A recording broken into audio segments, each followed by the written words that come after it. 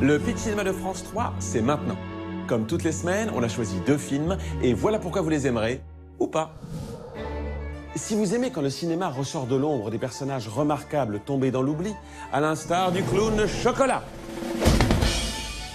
et que vous avez été captivé par la performance de la comédienne Soko en patiente hystérique de Charcot dans Augustine d'Alice Vinocourt, alors elle vous ensorcellera sans doute dans La Danseuse, premier long métrage de Stéphanie Di Giusto, un biopic sur Loïc Fuller qui révolutionna la scène de la fin du 19e siècle avec sa danse serpentine.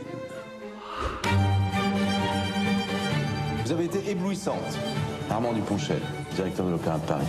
Nous allons faire entrer cette maison dans le nouveau siècle. Vous croyez que je me suis trompée? Je pense que vous ne pouviez trouver personne pour vous faire plus de mal.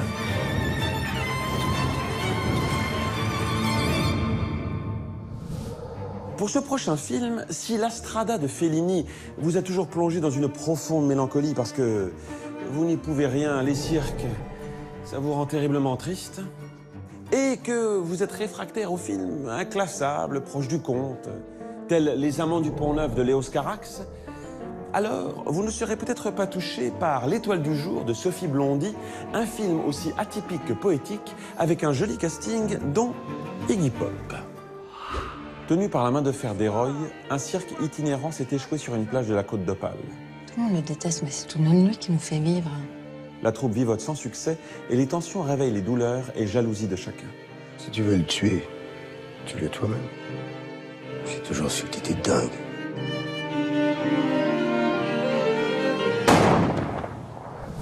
Et aussi dans les salles, si vous aimez les films chocs, Dogs, un thriller roumain sur fond de vengeance, primé au dernier festival de Cannes, Un certain regard.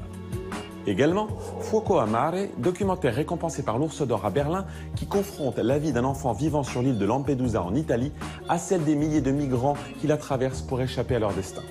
Voilà pour cette semaine, le Pitch Cinéma de France 3, c'est fini. Maintenant, c'est vous qui voyez, ou pas.